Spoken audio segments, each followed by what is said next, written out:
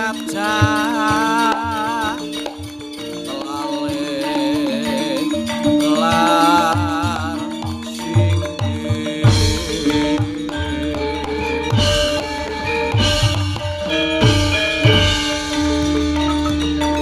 polahku marang baliku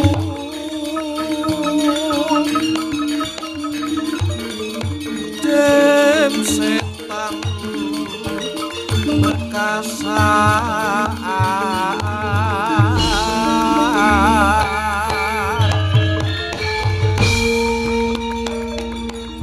amulya mring tawang towang prajamu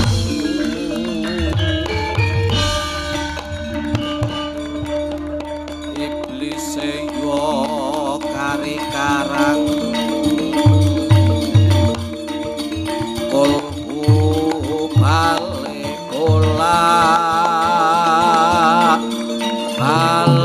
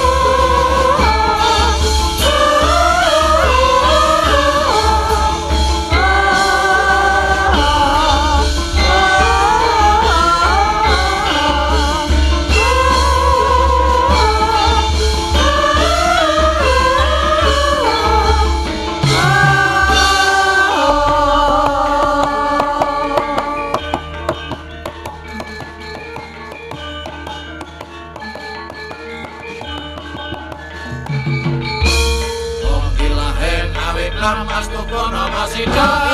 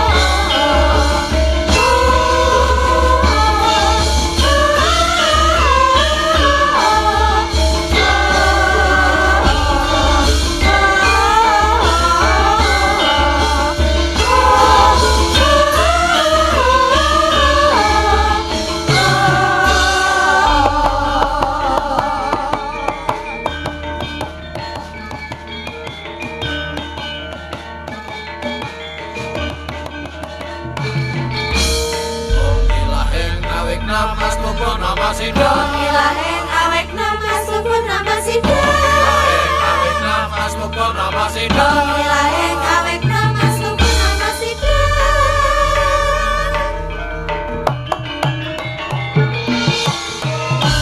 Samya siapa Dalar budaya Bibit korwa Korwane rasa Bangsa rasane sarima Ayu Kita tidak boleh Ikut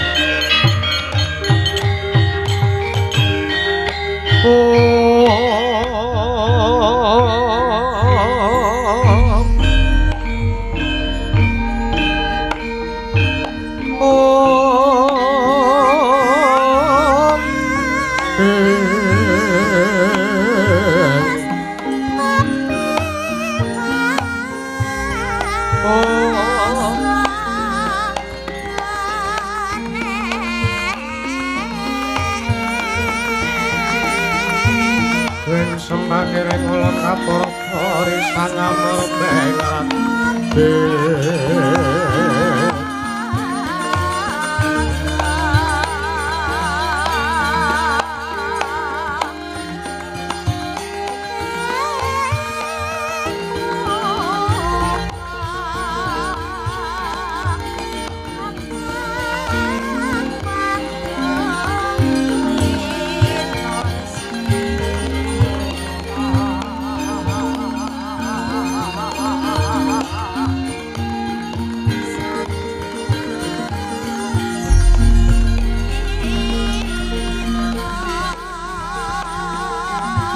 sahanan ingkang mrikanan sing kasih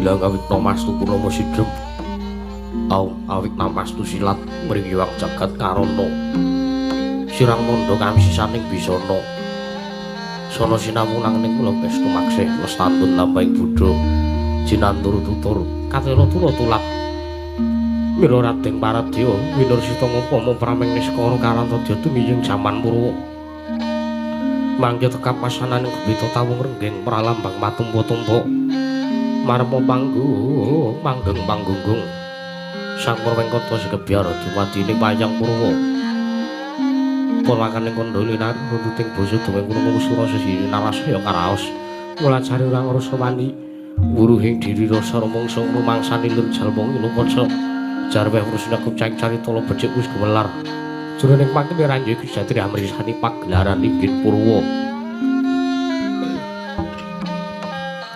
Surya Candra Darumya Kartika wis kinur putra teng kawasa sahari ratu angin tribawana prata ing doksina gilir gumanti teman dadi pitanganing dina sasi warsi windugang sarta abad tunglan mangkar tumangkar kaya isine rambun kaya jawah pati kembang dadi padha kutu-kutu walang atoga burono mono yang bronto ya dadi obranan tanpa wicalan padang termangan sane sang Hyang Renawi kekarsa merbawani jagat mungguing jagat wetan duk mungup-mungup mungguing kalingan bukir abang merngangah lamun kek sayah dilat-dilato bumi saya dangu sumurup sang Hyang Arka atosa blangkanan kene abang ismu jenar kaperbawan sinaring sang Hyang Basanta tanam tu katon ijo ruyur yamaku gunung kebiru moyo-moyo pucing gunung kene malah danung kasil ring praban sun lenggar-lenggur nganti kaya gunung Makutha Mega tanpa wis dangu seleng kawula dasih dene rasa apa ya buku karep Tegal Sawahe kanglo sulur tamana dadi sambi sindenan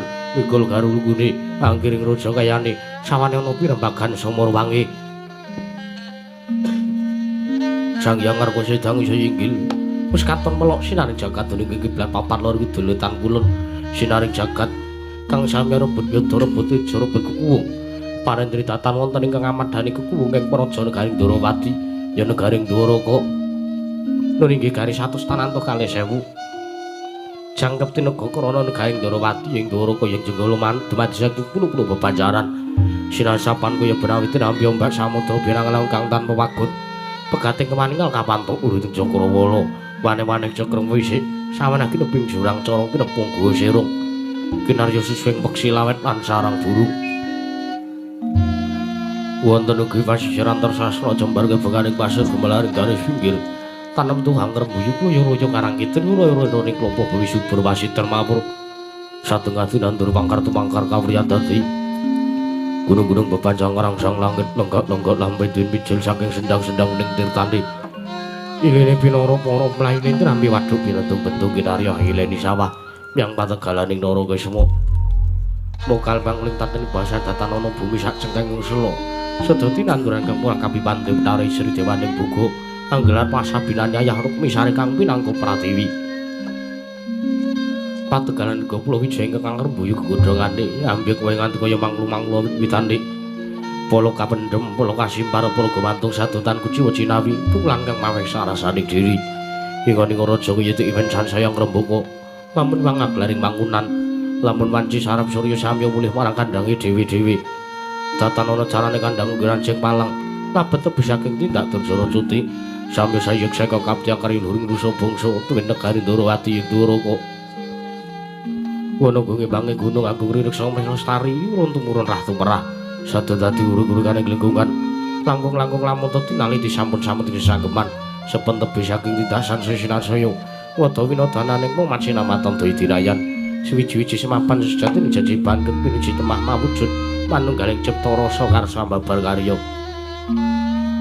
kenging binasaken negaring Dwarawati lan semulagi manjing marang jaman jana panjang munjung pasir pawukira jinawi kemari pakar tata-tata raja dasar guru kang gedhe buri wadang jagat dhuwur kusetur watu pun carane tur pakasih sing manca praja sinten ta wau ingkang asta busana ngadil bangsa negaring Dwarawati ya negaring Dwaraka mananging den ucap dasa maning sanata dasa 10 nama wis mestani jejuluk Sanata Prabu Sri Bathara Kresna ya Sang Nata Prabu Narayana ya Sang Padmanaba Nalendra pepakuning bumi ingkang anggung jejekaken katamari sajaga lenggahning badaning Damarjana ora mantra-mantra sipating ubata Yayah Dewaning kabagyan Sang Hyang Bathara Wiswangi Jawantah binayang bayang Sang Hyang Purapsara sari kawis pepandir sagung kang samya semewa manggung ketanggung Joko maloro-loro kang samya ngampil pancari keprabon Yayah Ruping Samudring Kedharatan miwadatan kanton wiswanipun Sang Hyang Nung tetunggiling praja negari ing Dwarawati miwah Sang Hyang para putra miwah kadang ananging menika tawananipun sawanipun putra Dwarawati satring marang Garuda nggih Sang Raden Samba Wisnubrata ya kusuma kilatmaka Satra bagus tanpa cacan alika semanten kepareng sowan lenggah wonten sapengringkeng Rama Sang Nata Prabu Sri Bathara Kresna Udadal sumambung bisawanipun Senopati Dwarawati satring garba ruci kadang nata satring lesan pura Anengge Sang Raden Arya Setyaki ya tambak yuda ya Yudana Wresniwira Singamulan Jaya ya Bima Kunthing Satru kanthet ngeyet bengosit ulur geritu mangke kuping kiwa tengen nadanta duduke tatan sepira nanging kadigdayan kasektian luwih bebasan natamen dajina lumenter cuma bengkung siruduk bubuk nutatan mukal didadosaken bebenteng ing praja tinanggulanging negari Ndarawati datan kanten wiswanipun pepati negari Ndarawati pidaleming widara kandhang anengge Rekyana Patih Udawa ya Sang Kresnengkara nalika semanten dupi wis katingal pinuju rawuhipun wong agung ing Mandura kadang nata nalindring Mandura Sang Prabu Baladewa ya Sang Prabu Balarama ya Sang Kakrasana ya Waneng Pintawasi Jaladara ya Sang Karsana parengal tidem sinemadaning pasewakan negari Ndarawati nadyan kudungan dataning nuntung obah samirana datal lumampah kabeh arsa mung swaraning pradonga miwah pangli ing paranggana nalika semanten dadya tintrim kawontenan nyarengi gandha arum hambabaran saindenging pasewakan maretelaken bilih pandhita ing saka lima sampun kemareng lenggah anengge Sang Tapa Begawandura ya Sang Resi Kumbayana ya Sang Bharatwaja putra sigra murwani pangandikan dada kumangling jiring pandika Sang Prabu Sri Bathara Kresna ya Sang Patmaraba ing kendring kababaring lisan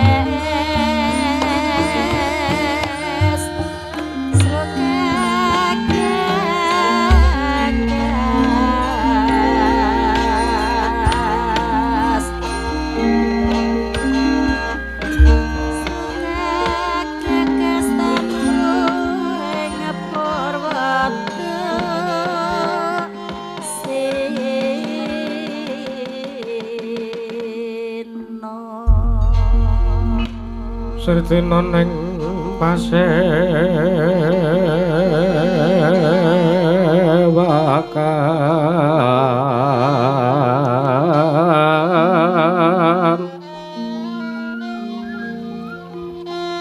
tosana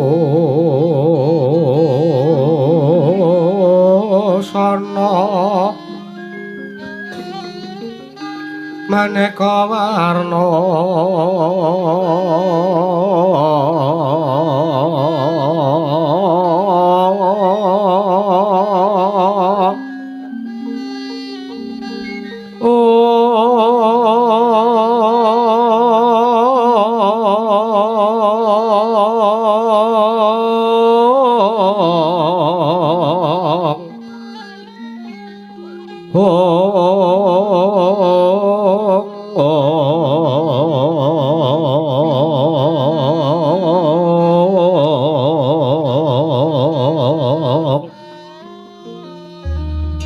Sebabus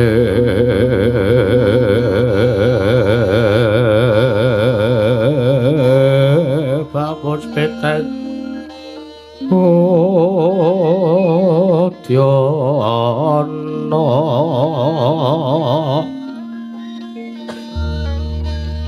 yang banjra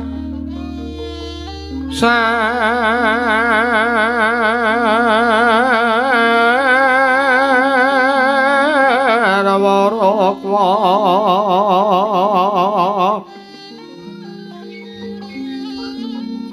renggeng manik Nara Narawata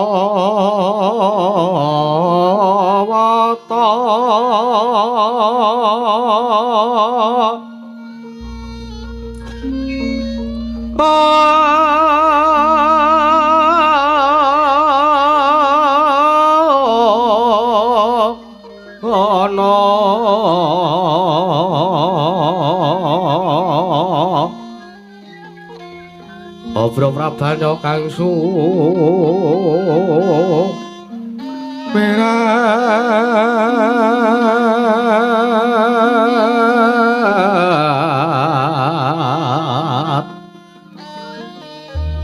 kenyaring beca laliwaran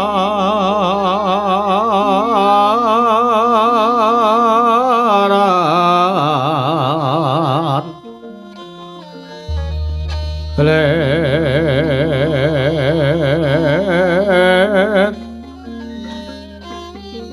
ki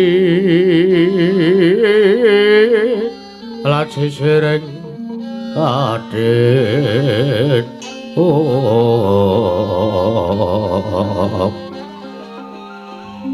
wimbo kekondo mrek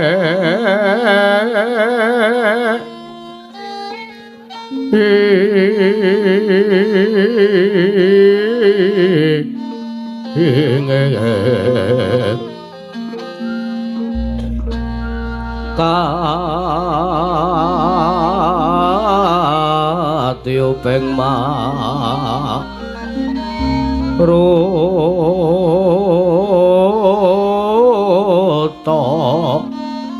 bandha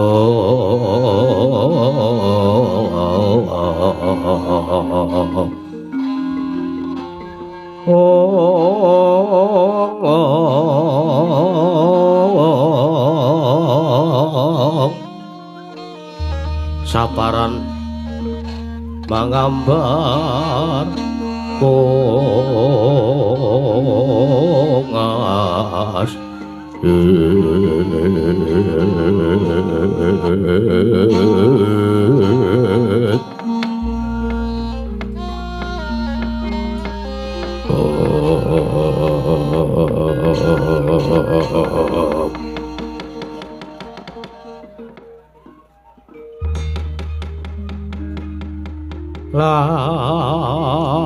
lamun sira anggeguru kaki amilya manungsa kang nyata enggang becik martabate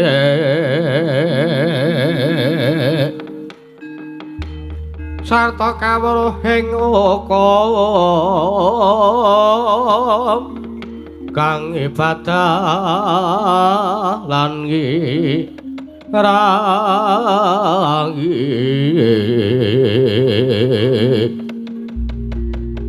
syukur oleh wong tapa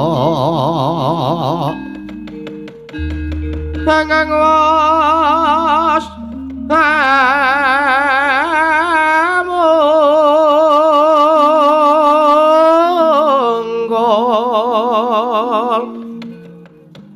tan mikir pawehing liat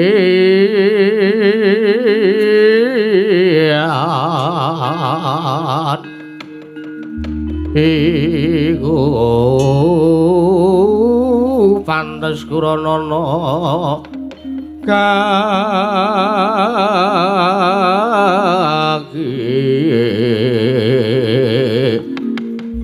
sartane kawruhana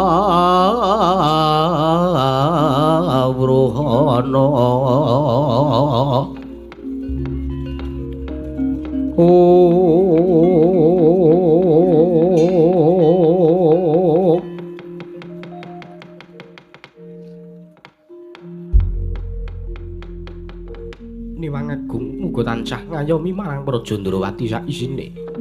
Ora mengkoto dhisik Kakang Patih Udawa. Ayo ndadekake kaget pengelira si Kakang Patih Udawa. Dene sira ingsun pijana ngarsaning manira Kakang Udawa. Baunuk-nunuk mriki sinuwun Dewaji sembahan kula. Pengayoman kula ning Madupada marang tendelahan Gusti kula Sang Dewaji sinuwun Prabu Sri Bathara Kresna. Wonten sabda tama paduka sinuwun nimbali dhumateng ingkang abdi kepatihan sinuwun ing jawi sanget watosing manah pindurun salembuk danjering alun-alun kumitra caruk maras nanging sareng wonten ngarsa paduka sang sinuwun tebih saking raos kemarasan Dewaji sembahan kula pengayoman kula wonten Madupada marang tendelahan kemarin kula nyadhong dawuh baunuk nendut mriki ya kati paranggon sira ingsun percaya minangka dadi badal wakil ingsun Paranata-tata rakiting kaprajan negara Ndrawati mara diagiatur kelawan panjenengan ingsun samendang aja nganti ngkaremben Kakang Patih Udawa. Ya sinuwun. Menawi paduka dangu bab tata rakiting kaprajan tartentu sadotan badhe nguji wani. Para kawula samya jayeng seka kapti akarya luhuring nusa bangsa.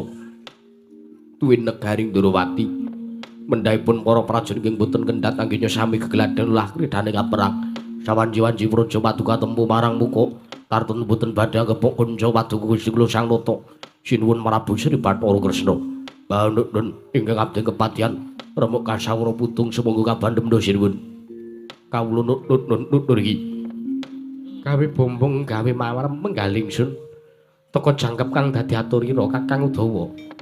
Ora liwat prayogakna sartane pakar yen ingkang utama tindakna selawase urip sinuwun menapa ingkang sampun paduka dawuhaken nedya kula candhi jimat namung dereng lan sak sampunipun kemareng kula ngaturaken sembah bekti kula kunjuk ngarsa paduka dalem sang sinuwun Prabu Sri Bathara Kresna ya sira atur bekti lawan ingsun tiba sepadha-padha Kakang Udawa ora lan prayogakna nggon mulungguh nggih sampun boten kirang prayogi sinuwun anggen kula sowan enggah wonten garing Ndrawati dinten sak mrika Setyaki padha kanthi raharja sak pratamu sawise siadi sowan ngersanipun Kakang tansah bereng gadadaning Sambikala Kakang Prabu sowan kula tebih saking Rubita kalih sing Sambikala jenengan ing karahan jalan kayuwanan kemareng kula ngaturaken sembah bekti kula kunjuk ya Setyaki siap diatur bekti lawan pun Kakang ora lan pangestunipun Kakang wae tampanana yayi ngarep ruci sampun kula pundi nggo jimat paripe ndayana kasantosan Kakang Prabu ora lan prayogakna Setyaki sampun boten kirang prayogi anak anungan Indita bocah mursid isa mikul dhuwur mendem jero karo wong tuwa aja mung kandheng ning pangucap nanging kababaro dadi pakarti Samba Kusuma Kilat Maka Wisnu Brata anak kulanang cah bagus marang Garuda padha kanthi raharja sak sowanmu ana ngersaning pun Rama dina sak mengko ana ing Sitinggil Binaturata negara Dwaraka iki anakku lanang cah bagus Samba tansah pinawi kadatan ing Sambikala Rama Prabu sowan kula tebih saking Rubita kalih sing Sambikala kepareng kula sowan ngaturaken sembah sumungkeming mabekti kula kunjuk sandhapu padha paduka Kanjeng Rama Prabu Sri Bathara Kresna ya Samba sira atur bekti kelawan wong tuwa ora pangesti wong tuwa wae muga tansah ndayani kelawan laku jandramu nggih sampun kula pundi dadosna jimat areng pangestu paduka nedya kula cancang kucing weni dumeweng wijang rumeketing perdaya Rama Prabu iya lan tatanan barisaning para wadyabala sartane para kawula ingkang padha gantung sibuh aja ana nganti ingkang padha sawur manuk jeng ingsun nedya mbabarake sartane enem Brahma wigati ing masewakan ora liya mung bakal andangu kelawan sak arawe Kaka Prabu Baladewa kelawan Bapa Wirbandurna nggih Menapa ingkang sampun paduka dawuhaken tartemtu kula mboten badhe suwala. Bagus anakku lanang sombo. Nun mangke Koko Prabu sarawuh paduka Kanjeng Koko Prabu Baladewa. Koko Prabu Baladewa Mandura rawuh wonten Praja Negaring Ndrawati. Ingkang rayipun nata Ndrawati Sri Bathara Kresna ngaturaken asung masegan pana krami pin mambagya rahaja mugi tansah kunjuk nyartani dhumateng krawipun Koko Prabu Baladewa, Koko Prabu Balarama. Jagat pangestu Ngrawiyapura jagat Pandhendra Jaladewaku. Iya, Yayi Ndrawati ya. Nalikane semono bombong penggalipun Kakang surasaning manah si Adin dangu kelawan biswanipun Kakang ing manduraning Praja Ndrawati dina samengko iki. Sowanipun Kakang slamet ora ana alangan swiji apa. Tansah kalih sing grubeda adoh saka bebaya ora ana alangan swiji apa. Nggonipun Kakang sowan ngersani si Adi. Satane si Adi ngaturke asung pasegan monokrama lan pambagya harja wis ndak tampa akarya bombong tiasingipun Kakang. Sartane marem wontenipun Kakang duweni kadang kaya si Adi Yayi Prabu Ndrawati. Nggih. Yo. Yo mung Yayi. Pun Kakang ngaturake salam taklimipun Kakang muga katur ngersane Yayi Ndrawati, Yayi Prabu Kresna. Inggih Koko Prabu sampun kawula pun ndyakarya Jundaka Panglingga Murda memahana kabagyaning gesang kula. Mboten langkung kaprayogakaken kasekecana lenggah paduka Kanjeng Koko Prabu Baladewa. Ya Kresna kaya ora kurang kepenak. Praptanipun Kakang ana ing Sitinggil Binaturata Praja Negara Ndrawati dina samengko iki, Yayi. Nun mangke Bapa Mandurna. Sakrawuh paduka Bapa Mandurning Sukalima ingkang putrapun Nata Ndrawati ngaturaken asung mudya pangastawa mugi kunjuk. Oh, asta Kuswala Sela Bertapa. Kentos warugi pol manyor-manyordo nek dungul wan alas tadi wana. Kula nggih anak Prabu. Sakalang bombong biawanipun manahipun ingkang Bapa ing Sukalima. Dupi kula tampi duluan paduka anak Prabu Sri Bathara Kresna. Nggih. Wonten madaning Sitinggil Binaturata Negari Ndrawati dinten sakmenika kepareng wilujeng misuhanipun ingkang Bapa mboten manggihaken setunggal menapa kalis ing sambi kula tebisake grubita kepareng kula ngaturaken sembah. Ngaturaken salam taklim kula mugi tansah katur kunjuk ngersa paduka anak Prabu Ndrawati, anak Prabu Kresna. Inggih Bapa remban sampun kula tampi akarya bombong tiasing penggalih kula. Mboten langkung mugi kula ngaturaken mugi tansah sekeca lenggah paduka Bapa Mandurna. Oh, sampun wonten kirang prayogi nggih. Sombo, wonten dawuh Rama. Wong atuwamu Mandura sartane yangmu ing Sukalima uga rawuh. Mbagekna. Nggih. Wong Prabu Baladewa kula ngaturaken sembah sumengkeming mangabekti kula kunjuk. Ya, Sombo tak tampa pangestune wong tuwa wae tampanana. Nggih, sampun kula pundi. Kanjeng Hyang Durna kula ngaturaken sembah bekti kula kunjuk. Oh, sambah. Katur bekti karo wong tuwa lan pangestune wong tuwa wae tampanana ya nggih, Samba cah bagus. Nggih, Kanjeng Hyang. Mboten langkung kasekecangen enggah paduka. Pepundhen kula kekalih. Ya, Samba ya wis ora kurang kepenak. Oh, kaya wis ora kurang prayoga lungguhku, Samba. Sinuwun Mandura. Kakang Udawa. Nggih. Bekti kula kunjuk sinuwun. Kakang Udawa ya. Tiba sepadha-padha. Ora Baladewa uga ngaturke sungkeme Baladewa basaku katura muga katur ngersane Kakang Udawa. Nggih sinuwun. Sampun kula pundi. Koko Prabu kula ngaturaken sembah. Setyaki ya pangestuku tampanana Setyaki. Nggih Koko Prabu sampun kula pundi jimat. Mboten langkung prayogaken lenggah paduka. Kaya wis ora kurang kepenak. Durna rasa bageke. Lho. Aja ngono to Yayi Mas. Wis ben kula mangkel karo Durna. Agi ora kanca. Nyawang raine kok sengit-sengit to. Kaya pengen ngantemi. Sing cetha nek krungune ngantil ngono lho ora. Monggo Koko Prabu Kresna. Iya, Setyaki aja padha saur manuk. Mboten, namun saur peksi. Lho. Kusik ta iki pasewakan aja mbok nggo gojek. Mboten. Kula nedya setitik ati-ati. Mituhu dawuhipun Pak Guru. Ogo. Nun mangke Koko Prabu. Sewu-sewu kalepatan kula tadah wadana mbok bila kula nganggep lancang. Anggen kula ndangu kelawan rawuh jengandika. Saestu tuwuh tandha pitakon sak lebeting manah kula. Dupi kula ngawuningani rawuh paduka Koko Prabu Baladewa. Sareng kalian bapa Nemban Durning Sukalima menika sejatosipun wonten wigatos menapa? Kresna wonten mangandika ingkang dawuh. Waleh-waleh apa Yayi? Sepisan sawanipun Kakang kita tinju marang Kararjan Yayi Prabu Kresna. Sak kadang kadheana ning negara Ndrawati, sak putra-putra Ndrawati. Nayaka pungga miwah kawula negara Ndrawati. Ndak sawang katon tentrem endah. Regeng ayom ayem tata titilan tentrem. Ora ana alangan swiji apa sak indenging negara Ndrawati. Nggih, matur sembah nuwun. Ya. Dene ndungkap angka loro. Sawanipun Kakang iki pancen ana wigati.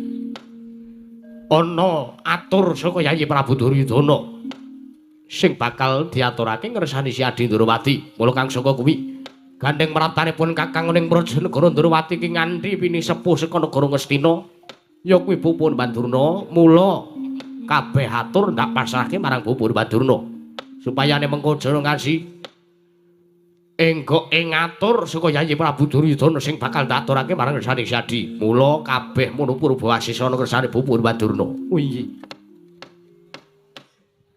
Bapa Nemban Durna tumuli kula aturi paring dawuh. Menggah menapa to ingkang dados wigatos rawuh paduka sumangka wonten Praja Negari Ndrawati. Oh, estunipun mekaten kok, Ngger. Sewu-sewu kalepatanipun ingkang Bapa Tadhawadana kula nyuwun pangapunten. Krana kula sampun mantun sowan wonten ngarsa paduka anak Prabu Ndrawati. Kepareng sepisan sowan kula mriku tinju dhumateng Kararjan paduka anak Prabu Ndrawati sak kadang-kadhean wonten Praja Negari Ndrawati. Nggih, matur sembah nuwun. Iya. Dungkap angka kalih. Sowan kula menika namung nayenaken menapa ingkang dipun ngendikaken dening anak Prabu Duryudana. Lan napa ingkang dipun aturaken dening putu kula Lesmana Mandrakumara. Jeriyatanipun nuwun sewu. Sowan kula wonten mriki menika namung lidhah sinambul saking putu kula Lesmana Mandrakumara. Ingkang rikala semanten nangis-nangis. Dados sowan kula menika namung nuruti dhumateng panangisipun putu kula pun Lesmana Mandrakumara. Nggih. Kenging punapa dhumateng anak kula pun Lesmana Mandrakumara. Ah, kados ngaten, Ger. Sepisan kula nedya lanjaken rumiyin, kula nuwun sewu. Menapa wonten Praja Negari Ndrawati menika paduka anak Prabu Kresna menika kagungan putra ingkang nedya nedeng tungkap dewasa. Cara-caranipun sekar utawi kembang menika nedeng mekar-mekaripun tartemtu kathah sakathing kumbang ing nedya angisep madu wonten sak telenging sekar menika kula wau. Menapa paduka kagungan putra ingkang nedeng tungkap dewasa, Ger? Inggih utaminipun setri wedok. Masa iya putu kula Lesmana seneng lanang. Mungkin lah kados kawontenan ingkang boten prayogi-prayogi, kawonten ingkang wonten ing jaba-jaba, moh kula aturi paring dawuh. Jagat Dewa Bathara. Bapa Remban wonten dawuh. Panjanestu leres. Engko saiki do guyung apa ta ki? Arep matur ngersane ratu malah do cengengesan. Pripun Bu Kurban? Pun mboten napa-napa. Santai mawon kok, Ger. Nggih. Ya mengko rada ngurangi fokus. Santai mawon pun. Matur mawon mun saning Yayi Prabu Kresna nggih. Bapa Nemban Durna wonten dawuh. Panjanestu kula gadah anak kula ingkang nedeng tungkap dewasa. Inggih menika pun Purantawati. Oh, menawi ngaten cocok. Kalian menapa ingkang dipun ngendikaken anak Prabu Duryudana kalian menapa ingkang dipun aturaken dening putu kula pun Lesmana Mandrakumara. Jeryatanipun oh mugi dados ning kamuningan, Ger. Putu kula pun Lesmana Mandrakumara menika sampun wonten Kang Candra menika kaya wong kentir. Putu kula Lesmana Mandrakumara menika sampun wonten Kang Candra menika kadedene wong kedanan. Awit Candra kapiandhem kalian sawijining putri saking sawijining negari. Sareng rikala semanten kula dangu, sinten ta putri ingkang ditugasaken ngrupaken bebeteng jiwa kasatriyanipun putu kula pun Lesmana Mandrakumara. Piyambakipun Caos atur. Caos suninga, caos priksa dhumateng ingkang bapa ingkang kalim bilih ingkang dipun kandhungi menika putri saking negari Ndarawati. Ingkang wewangipun Dewi Purantawati. Bila sawan kula menika kula nuwun sewu. Sepisan menika kula wau nanjaken menapa pancen estu paduka menika kagungan putra ingkang sesilih. Wewangipun Dewi Purantawati nudeng tungkap angka kalih. Kula nedya ambayong dhumateng putra paduka. Putri paduka pun Dewi Purantawati. Waleh-waleh menapa sawan kula namung badhe ngebun-bun ingkang jejawan sonten. Sawan kula namung badhe ngemis dhumateng paduka Anak Prabu Kresna. Kersa paduka paringaken putra paduka pun Dewi Purantawati nedya kula boyong. Kula dhawuhaken wonten kersanipun putu kula pun Lesmana Mandra Kumara nggih Anak Prabu. Iya Kresna. Pancen bener. Rikala semana Bapa Mandura uga wis maring dawuh karo aku. Uga wis njaluk iga pratikel kalawan pun Kakang Mandura. Kalamun napa pancen bener. Si Adi kuwi kagungan putra kang sesilih Purantawati. Jernyatane pancen iya. Pun Kakang dhewe sing wis mangerteni, pun Kakang dhewe sing ngawuni-ngani yen to si Adi duweni putra ya anakku Purantawati. Mula Kresna gandeng praptanmu. Praptanipun Kakang kelawan praptane Begawan Bapa Mandura iki ana ngersaning si Adi ora liya mung bakal nyuwun ngersane si Adi Ndarawati waleh-waleh apa paringna Yayi. Paringna dimen Purantawati diboyong dhaup karo Lesmana Mandra Kumara. Nalika semana supayane si Adi Ndarawati bisa ngraketke paseduluran antarane negara Ndarawati lan negara Ngastina. Bisa ngraketke daging kang pisah nuntumke balung ingkang renggang. Kula kang saka kuwi Yayi Kresna. Taturi paring dawuh yen to diparingake pun Kakang sartane Bapa Mandura ngaturke panuwun jernyatane wis setulung marang kahanane anakku Lesmana Mandra Kumara. Nanging yen to ora maringake sababe apa ndak jaluk katrangan sing gumathok Yayi Kresna. Panjenengan ingkang puspita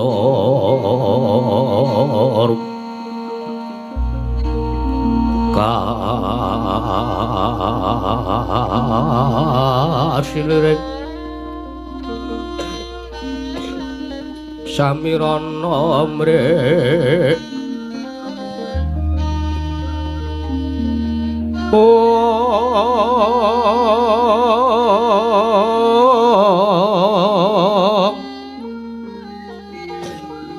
sekar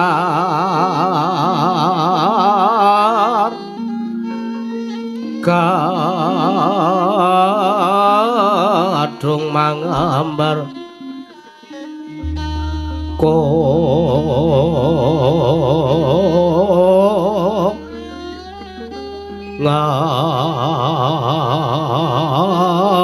ngas kandhanya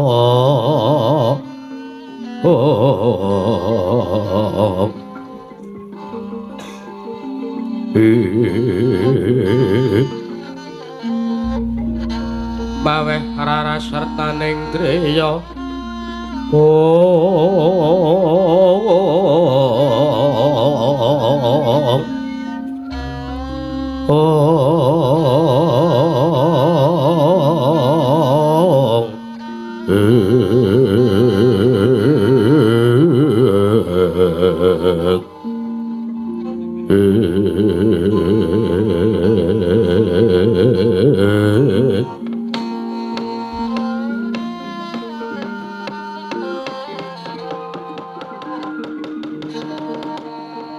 pangestu wayah nur jagat nuwun mangke Bapa Remban sartanipun Kangka Prabu Baladewa kula nuwun sewu kaget setaning penggalih kula sareng paduka paring dawuh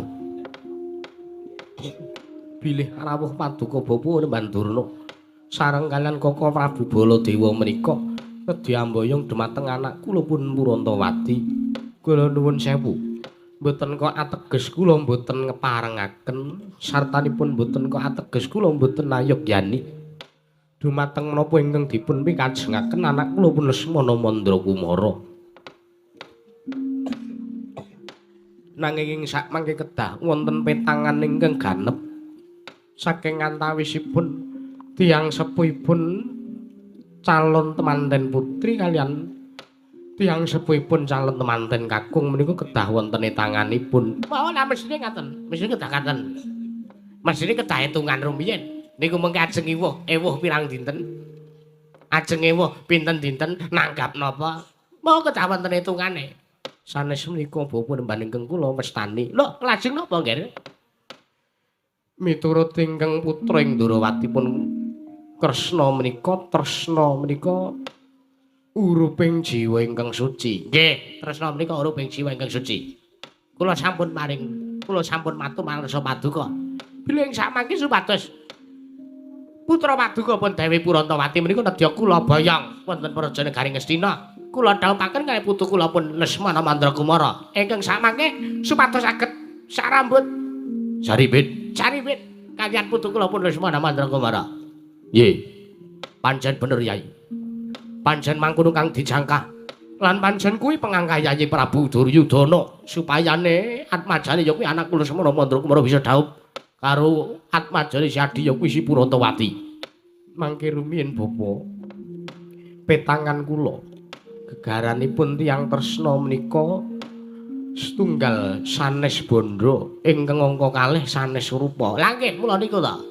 Amung ati pawitane luput pisan kena pisan mindhani mi lan mie goreng. Niku. Dudu panda dudu.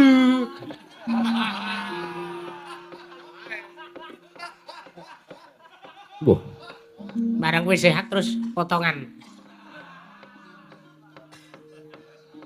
Terus diruat lagi.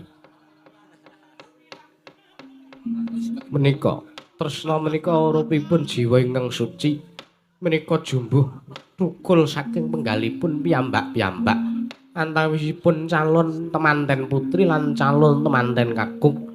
Menika mboten saged dipun peksa. Menika mboten tresna menika mboten saged dipun tresna menika mboten saged dipun damel.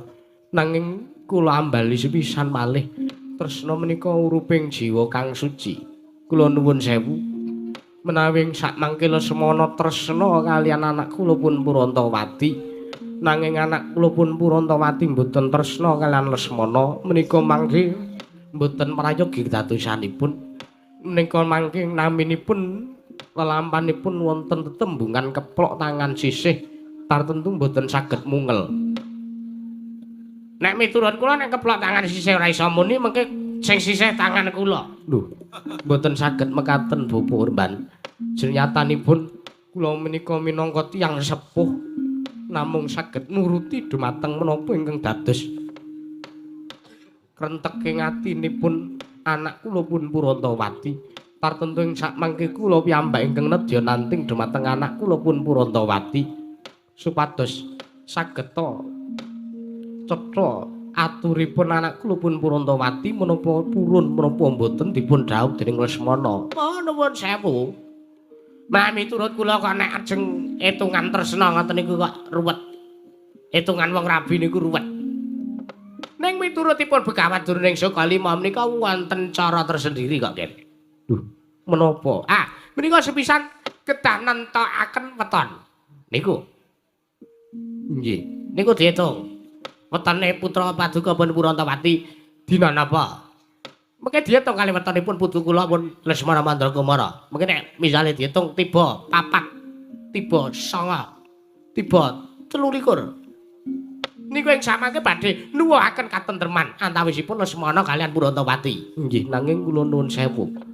Sedaya menika lak namung srana lantaran nanging ingkang baken menika namung gumantung kados pundi anggenipun nglampahi manggun bebrayan ageng.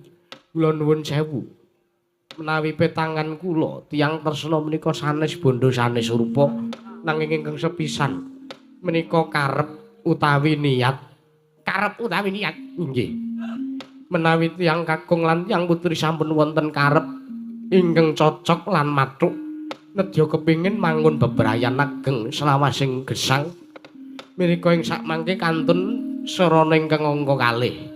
Sarana ingkang angka kalih menika napa? Gagaranipun ingkang angka kalih inggih menika pun tekad inggih. Tekad ing ati, krenteke ati anggenipun kepingin nglampahi kados pundi menika sampun dipun penggalih. Anggenipun nedya nglampahi bebrayan ageng kados pundi ing pangajengipun menika sampun dipun penggalih. urip sak dina-dina menika sampun kapenggalih. Niku tekad. Nggih. Ingkang angka 3 inggih menika pun kenceng. Lho, sing kenceng napane? Sing kenceng napane? Nuwun sewu to. Menawi niat kalian tekad sampun mathuk lan sampun nyawiji dados setunggal, tartemtu menika kedah dipun kencengaken. Dipun kencengaken. Inggih menika ugi dipun taleni, ugi westani dipun kunci penggalipun. Sisetan ngaten inggih. Nggih ngaten niku caranipun. Cara nggih kula nggih ngaten niku. Inggih. Mula saking menika Bapak Nemban kula nuwun sewu. Kula mboten saged caos atur wekdal punika. Ing sakmangke kula nedya nanting dhumateng anak kula pun Puratawati. Sabab nawing ing sakmangke ngantos kula meksa kaliyan anak kula pun Puratawati malah mboten prayoga kedadosanipun Bapak Nemban. Sigra-sigra yen marmana gansa sigra ngrakit nawang sesangga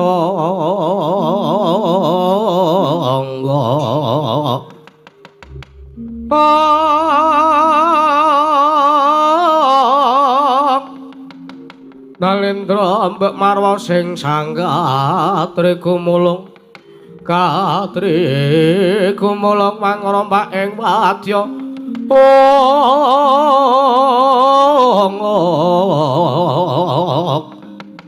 Kurda kurane kakiri kiri Ro nanggana magawe klarira wang-wang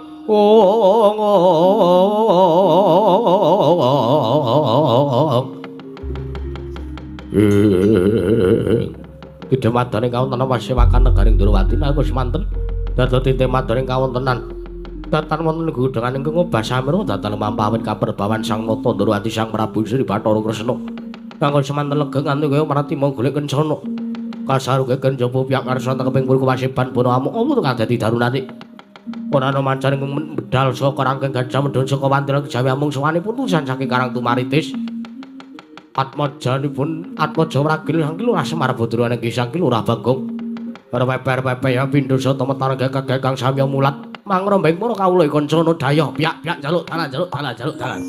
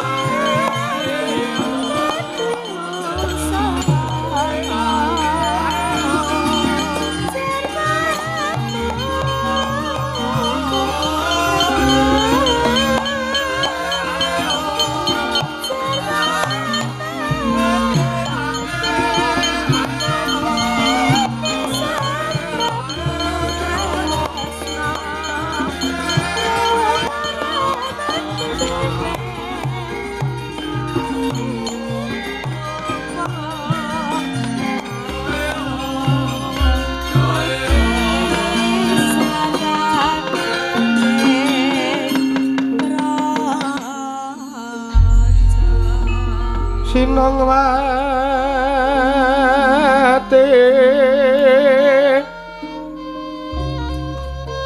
Sinongwati caket kinari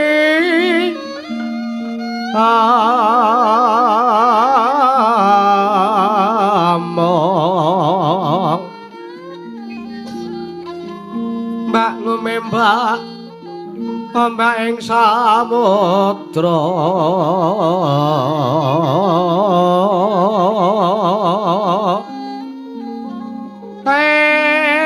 ana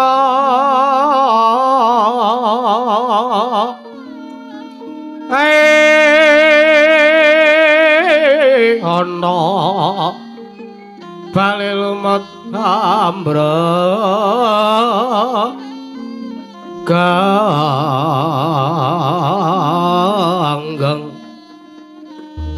awita dedenceng-dencengan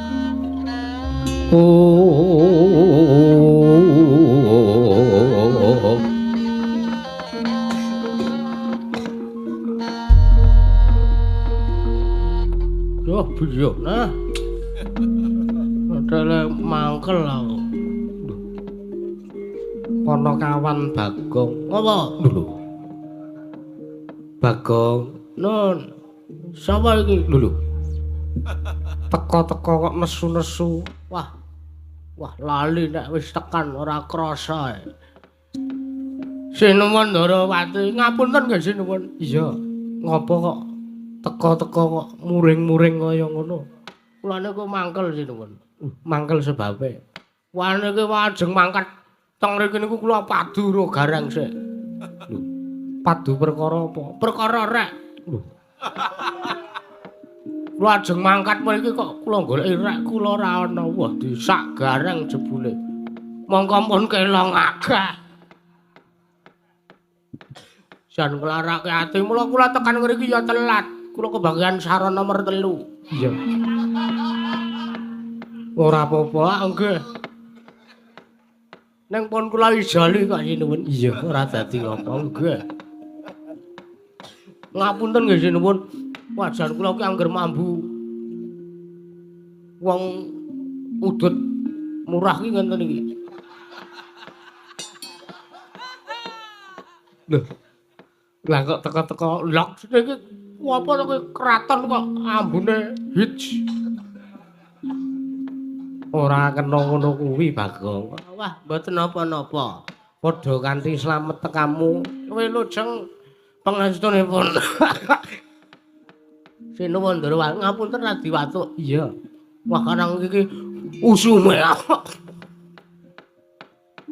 Ora apa-apa, Bang. Nggih, wajan kula ki nganti mangkel tenan. Ket sore mau ki wajan. Graret turu sedile kok ora iso. Kok digugah Watuk, digugah Watuk. Watuk ki sapa? Bojo kula ya udu. Tunggal kula ya udu gugahe. Gugahe sithik-sithik cekrek, sithik-sithik cekrek. Ya pancen kudu ditampa mbok menawa kanane lagi kaya ngono. Lah nggih lagi kaya ngono. Iya. Wilujeng Sinuwun, bekti kula konjuk Sinuwun. Iya. Bagong pangestu tampan ana. Nggih, kula pundhika jimat. Napa kepara estu? Kula sowan wonten negari Ndarawati. Lho. Apa ora nyawang? Lho, oh iya, Dik. Wah, jan wis ora. Wah. Suwe ra pethoke terus. Kaya malih, maneh kaya bataku kok. Sirah-sirahane dadi kaya ngene apike. Anggepmu apa ngono? Mboten Sinuwun. Pangapunten. Kula menika pancen watak kula menika gercolku marusul. Iya, nggih. Srogal mongko sak omongan-omongan kula niku tanpa arti, ibarate kula niku ora ana tedeng aling-aling. Iya, lah nggih. Lah lajeng pripun menawi anggen badhe mewujudkan infrastruktur ingkang sae menika kados pundi? Bagong nun. Panjenengan ingsun iki bingung kelawan apa to kang dadi wigatine? Sira ki sowan sore-sore mongko tanpa timbalan. Lho lan niku wis cetha kula sepisan mriki jeng nyuwun proposal. Lho. Teng dusun kula wonten kegiatan lomba bersih dusun. Lho, ana kaya ngono kuwi anten. Kula sowan kula sepisan ngaturaken sembah bekti kula konjo dungkap angka kalih. Sowan kula menika mboten saking pikajengan kula piyambak ning pancen sowan kula menika dapur dipun utus dening kadang kula ing kapetrukan. Lho, sapa? Kakak Petruk Kantong Bolong. Kakak Petruk kuwi sapa? Petruk Kantong Bolong, aku kudu ditambahi kakake kok ora mudeng lho. Kakang kula kadang kula nggih menika pun Petruk Kantong Bolong nggih si Sura Gendela ya tontong cerat. Tontong set. Ya bel keduel beh. Niku sinuwun. Rikala semanten Petruk niku kula niku didangu teng omahe Petruk. Kahanan kula niku lagi ruwet-ruwete. Awak kula ya lagi gregesi. Watuk kula wis ora karu-karuan ra iso meneng sak omah kula niku antuk kaya rumah sakit. Iya. Njegah kabeh. Kula dijeluki Petruk di wis up. Gong kowe rene oleh tulung ana awakku dhek kaya ngene. Kula dugi mriki niku Petruk pun mboten enten teng kasur. Lho. Sebabe nguyuh. Teng jeding. Dadi kula goleki lho, lha kuwi ndi ta, Truk? Terus Petruk niku bali, weruh kula niku terus reka-reka lara. Mangka kula delok ya biasa wae, cetha Petruk kuwi gur ngelih. Sareng Petruk kula damelke kopi, kula kan ngunjuk, Truk eneng apa kok tiba-tiba ngakon aku kon teko rene, kananku ki ya lagi ora baik-baik saja. Ning omah ki batihku ki ya kaya ngono kahanane. Gong aku ki lara awakku. Rasane kaya mricili, Gong. Lho. Cetil sisan apa piye kula ngoten niku kula malah sampluke karo Petruk. Iya. Lah piye, Truk? Pamijetke ora nek dukune ora ayu trima ora mijetke. Nek gur tuwek-tuwekan moh ngoten niku. Samblek sisan kowe, Truk. Modar ngono sisan, Truk. Kula ngoten kene ku Petruk terus gelem guyu. Iya. Nggih. Lah terus Petruk matur alih kula, Gong.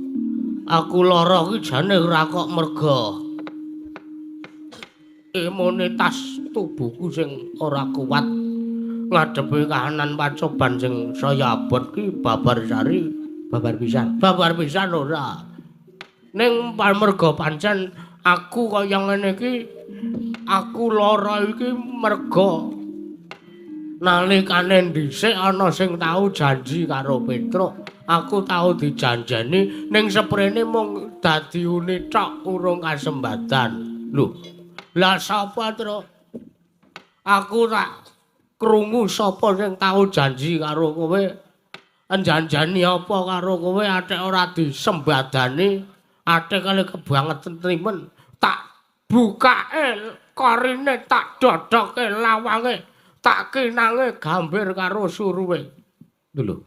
Kuwi tembunge wong nglamar. Oh ya ora sida, Ding, kok sik.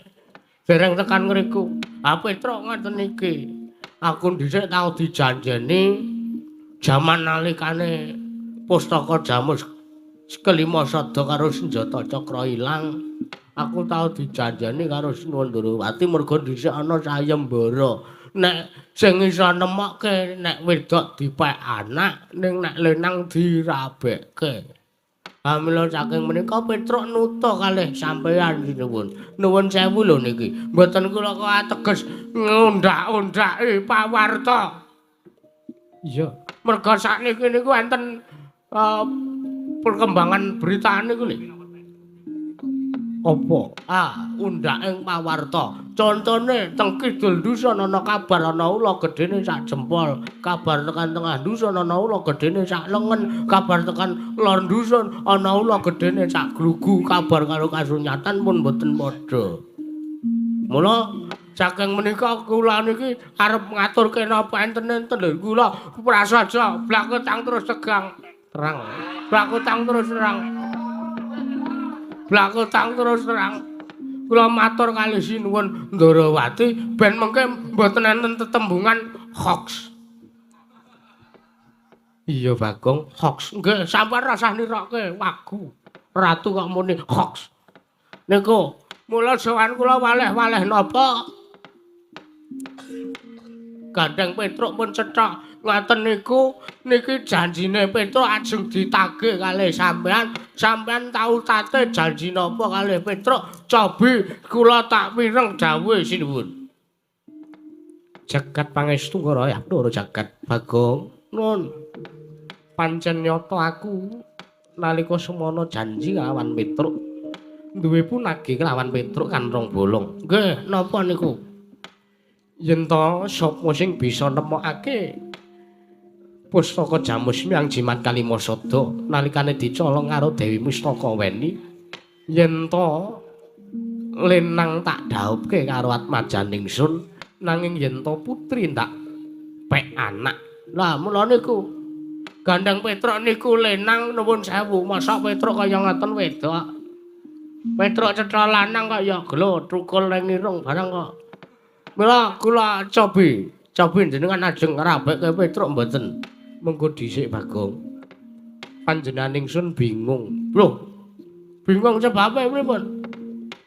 Pupu Rembantuna rawuh mrene uga bakal ngayonake kelawan anakku. Ingkang rikala semana ndak janjekake kelawan Petruk. Lho.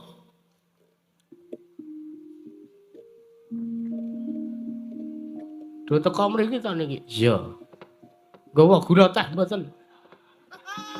Tiwas teko teng ceruk ora nggo gula teh kebangetan. Niki Begawan Durna niki? Iya. Ajeng kelamar putrane sampean? Iya. Walah.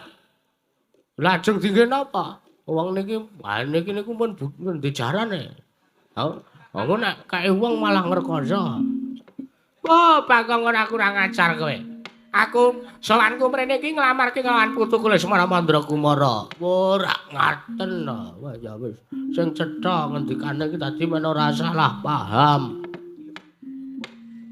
Pupu Rembantuna rawuh mrene ngayonake kelawan Atmajaku Purantawati.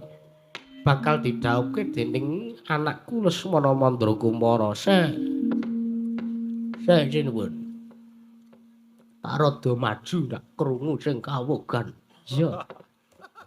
Ngapunten. Cobi to mang penggalih. Nek sampeyan maringke putrane sampeyan Purantawati kalih Petruk, kula saged njamin. Bar niku Petruk dadi juragan sugih. Lho, sebabe? Lho, warisan saking jenengan.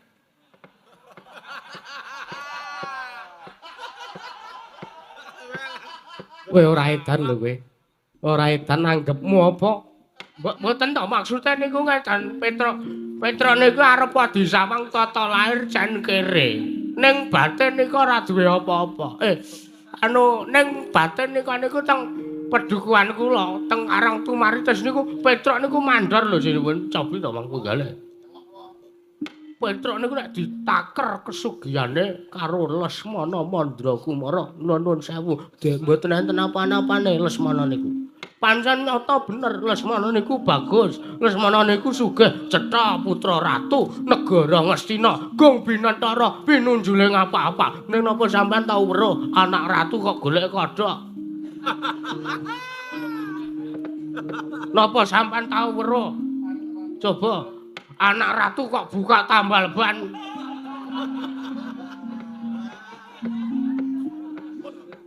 Coba anak ratu kok dodol sayur esok-esok. Coba menawa sampean menggalih niku napa normal ngoten niku napa normal? Hah? Nek niku nek ngejane mboten Lesmana niku Lesmana niku ngejane ora kentir nuwun sewu niku malah mengke mboten prayogi dadiane nek putrane sampean mangserahke kalih Begawan Durna.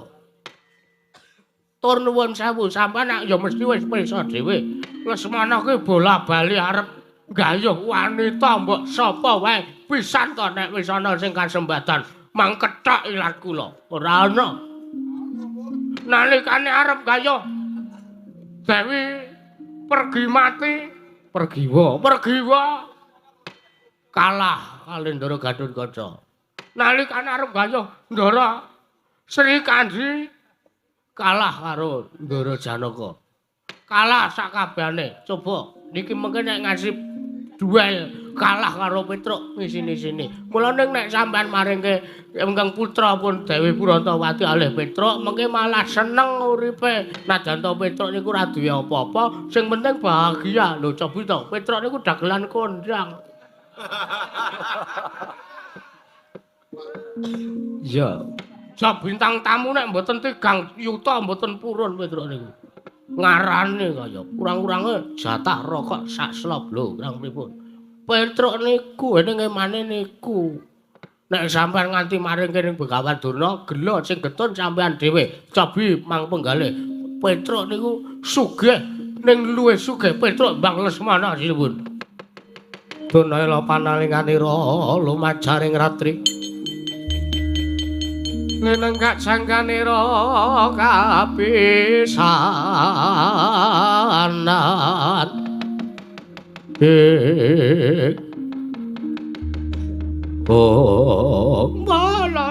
Lole. Astagfirullahaladzim bertobat sumarane Allah. Apa lole apa weh? Begawan Durna anu Begawan Durna.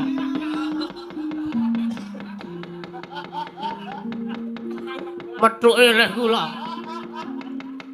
Wah, Bagong paripaksaku sing kudu meneh wangsulan karo kowe. Nggih, mboten apa-apa penemban. Jernyaane sampean teng mriki niku nggih priyagung, sampean teng mriki niku rameng patung.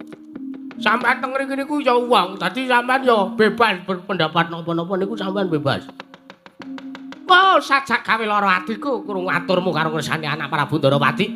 Sing kandhake yen to Lesmana kuwi najan to anak ratu nanging duweni kekurangan.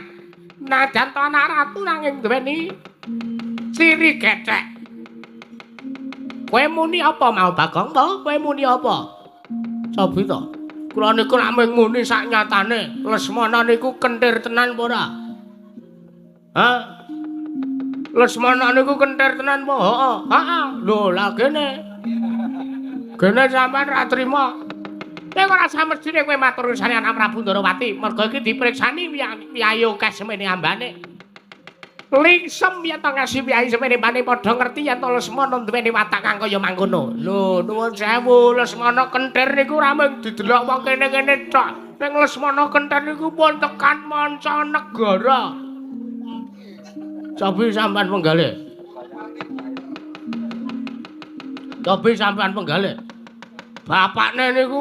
Bapakne Lesmana niku Pancanestu ratu sing sugih bondo bandu seprapat jagat. Ning nuwun sewu, anak-anak siji kapluk. Kelahiran 95 ora iso ngapa-ngapa.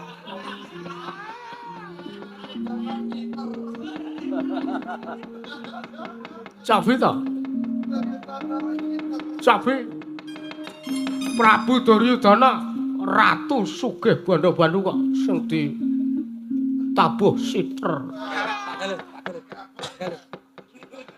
Ora ngawur gawar ngawur. Wah niki tenan iki nyata jaman krawitan PKK riyen. Kula kalih sinuwun Duryudana, sampean nyiter nggih sinuwun? Yo Bagong, wonten. Terus mereka nyiter niku dikencrong, cring-kencrak kaya wong ngamen niku lho pada anggep apa. Kula sengene sampean kuwi pripun? Seniman niku ora ngoten niku. Niku bapakne Lesmana. Lah anake saya kentir meleh. Anake saya koclok meleh.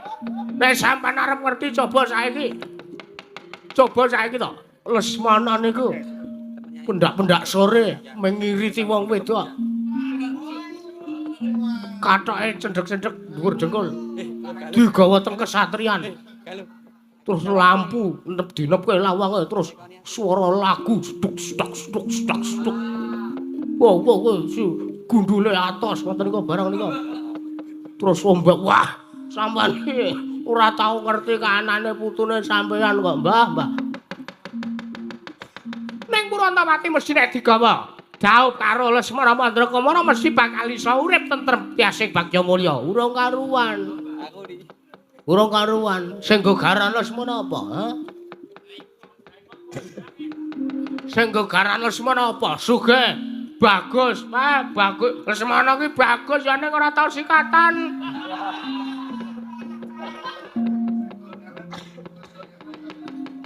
Cobi mang penggale, ban pancen bener bagus Lesmana niku bagus. Ning nuwun sewu. Sugih nggih. Ning nuwun sewu nganti Dewi Purantawati kok rabi Lesmana bahagia ming tata lair tok ning batine grates. Mergo ndek bojo ora iso ngopeni karo wong wedok.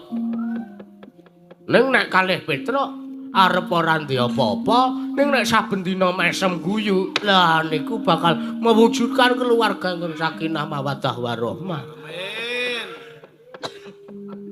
Niku Petruk niku aja sampean anggap cepete. Petruk niku aja manganggep wong kere. Petruk arep kaya ngono ning lemahe Petruk, tegalane Petruk niku pirang-pirang hektar. Niku nek nggo guruke ndiase sampean turah-turah. Bagong ora edan, meneng ae.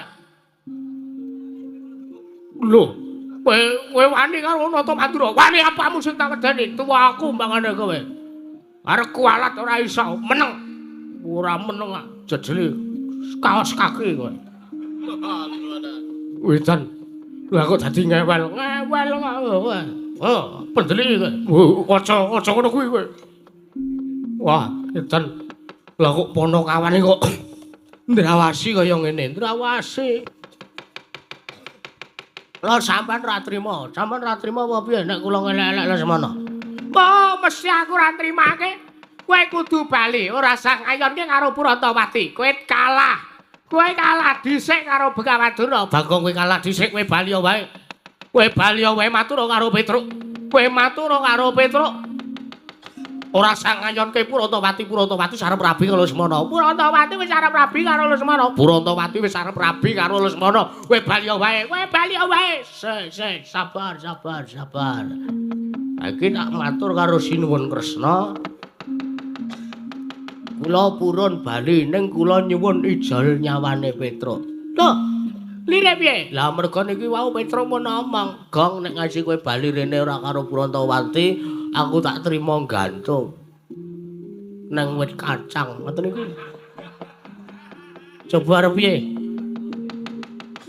Coba sampean penggalih ngoten niku. Kula kelangan adi ijole nyawane sampean menawa. Aja takon dosa anake sayembara. Sayembarane apa?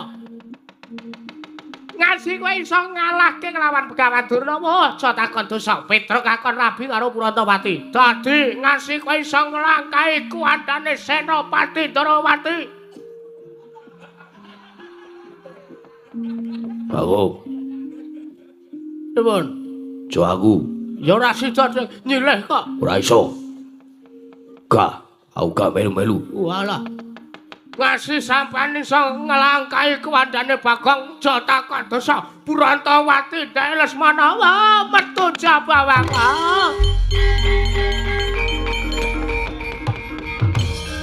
Yalah.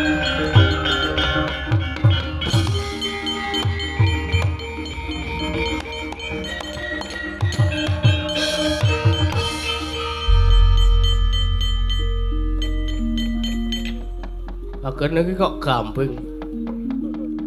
Sayembara wis gek metu njaba, gek deng.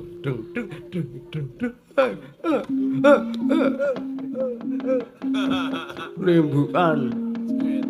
Bagong edan mboten edan anu gek pripun niku cerutu niku mun kula singkirke. Aja ngawur kae kadangku. Koko Prabu Baladewa kae pepundhenku. Larok kae. Tak kaya ngono pakartine. Pun kula teng mriki arep njaluk sangu, cetha sampean ratu tipis. Lho.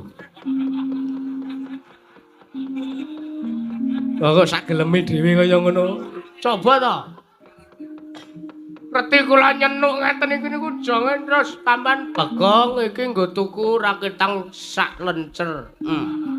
Lah ning apa entan seprene kok ora metu? Iki apa kraton wedang ya ora ana. Ratu tipis.